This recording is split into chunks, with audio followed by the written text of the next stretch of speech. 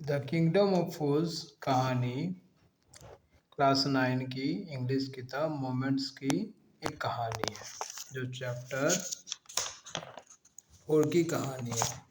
इस कहानी में एक गुरु और एक चेला रहता है। एक दिन गुरु और चेला घूमते घूमते एक अजीब सा शहर में पहुंच जाता है।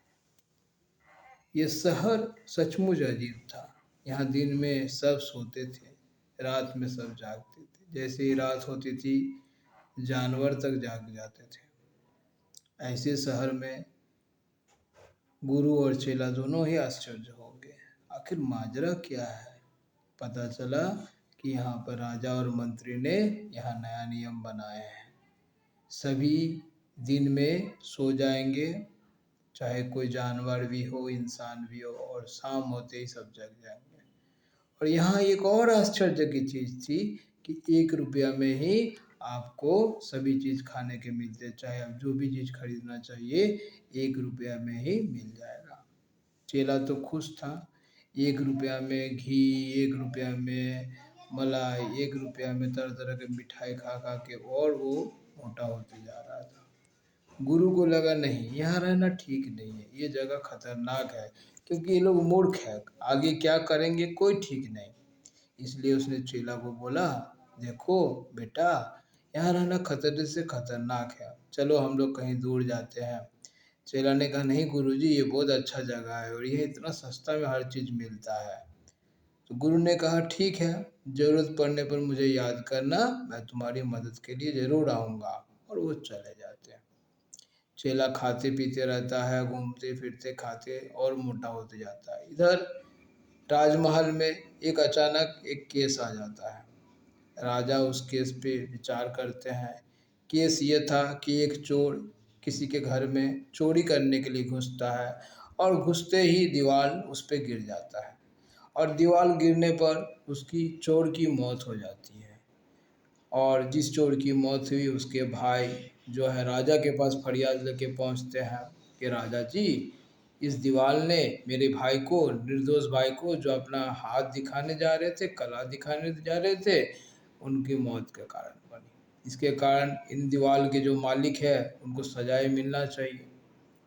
राजा ने कहा, सही बात है, बेचारे निर्दोष आदमी चोरी करने पे जा ही रहा था कि दीवार इस पे टूट गई इनका और वो मर गया। उन व्यवसायी को बुलाया जाता है। वो आते हैं मर्चेंट, और उसने कहता है कि ये मेरा दोष नहीं है, ये तो दीवार का दोष है, दीवार जिसने बनाया उसका दोष है, क्योंकि वो कमज़ोर दीवार बना दिया था और जिसके कारण ये टूट गए। फिर राजा बोलते, ठीक है, उस दीवार वाले को बुलाओ जिसने दीवार को मिस्त्री बनाया गया है। और उस दीवार बनाने वाले मिस्त्री को बुलाया जाता है।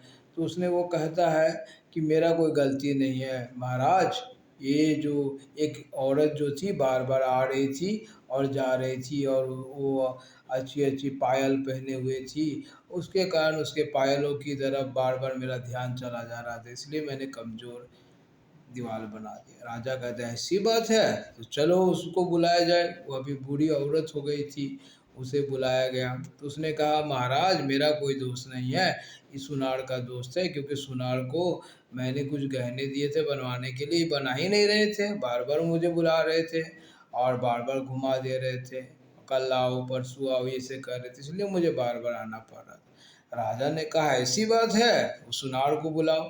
सुनार को बुलाया गया। सुनार ने कहा, महाराज मेरा कोई गलती नहीं है इसमें, ये तो उस मार्चेंट का गलती है जिसने मुझे ऑर्डर करके दिया था बनवाने के लिए, क्योंकि उसने बोला था कि अगर नहीं बनाओगे तो मैं उनके वहाँ कुछ प्रोग्राम था। तो कहा, सही बात है, तो मार्चेंट कहाँ है? तो मार्चेंट वही आदमी था जिनका, जो उन्हीं उन्हीं का पिताजी था, जिनके घर का दरवाज़ा दीवार टूटने से उनकी मौत हो जाए। राजा ने कहा, देखो जस्टिस घूम के आ गया, तुम्हारे पिता ही गिल्टी है, दोषी है, तो उनका सज़ा तो तुम्हें ही मिलेगा। और उस आदमी व्यवसायी ने की फरियाद की कि तो भी राजा नहीं माना, उसको फांसी पे चढ़ाने के लिए हुक्म दे दिया, लेकिन फांसी का जो फंदा था उस पर फिट नहीं हुआ। तो राजा ने कहा भाई फांसी का फंदा फिट नहीं हुआ, तो जाओ भाई एक ऐसा आदमी को लेके आओ जो फांसी का फंदा फिट हो जाए, क्योंकि अगर फांसी का फंदा फिट नहीं होगा तो न्याय नहीं होगा, अगर न्याय नहीं होगा तो राजा का बदनाम होगा, राज्य का बदनाम होगा, न्याय तो होना ही चाहिए। और फिर आदमी लोगों में घूमता रहा कि किसके ऊपर फांसी का फंदा फिट होगा। तो चेला बैठा कहीं आराम से बैठे खाना खा रहा था, मिठाई ले खा रहा था, तब उन लोगों ने उसको देखा और देखा गाड़ी इसके ऊपर तो फांसी का फंदा फिट होता है, उसे पकड़ के ले जाया गया। वो कहता रहा कि मेरा क्या दोष है, लेकिन उन लोगों ने कहा कि भाई तुम्हारा यही दोष है कि तुम्हारा गले में ये फांसी का फंदा फिट होता है। अब वो समझ गया कि गुरुजी सही बताते थे कि इस यहाँ कोई भी ये नहीं रहना चाहिए, इस जगह में नहीं रहना चाहिए। और बाद में जब उसके बाद जो है उनके पकड़ के ले जाया गया, फिर चेला अपने गुरु को याद करते हैं, गुरुजी आते हैं और उनके कान में कुछ बातें करते हैं। ये सुनकर राजा और मंत्री सोचते हैं कि क्या बात है।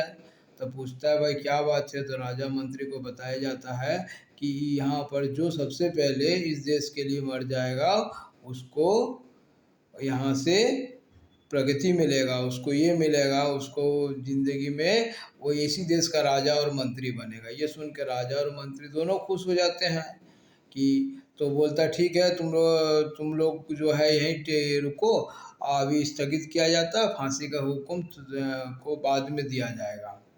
और राजा मंत्री क्या करते हैं, वो कैदी का वेश ले लेते हैं और उन्हें छुड़वा देते हैं और आदेश दिया जाता है कि जो भी उनके पास है उनको फांसी में चढ़ा दिया जाए। और इस तरह राजा और मंत्री को फांसी में चढ़ा दिया जाता है। जब लोग सुबह देखते हैं कि यार ये लाश तो राजा और हमारे मंत्री का है, तो लोग आश्चर्य होते हैं। अब उनके पास राजा भी नहीं था, मंत्री भी नहीं था, और गुरु और चेला दोनों ही उस जगह को छोड़ना चाहते थे, लेकिन सभी लोगों ने कहा कि हमारे पास ना राजा है ना मंत्री है, आप भी लोग राजा मंत्री बन जाए। और गुरु को बार बार आग्रह करने पर गुरु मान जाते हैं, और फिर उस समय से वहाँ का सभी रूल बदल दिए जाते हैं। दिन में सभी दुकानें सभी कामें होती है, रात में लोग सोते थे, जैसे हर भी जगह होती है। और इस तरह से ये कहानी समाप्त हो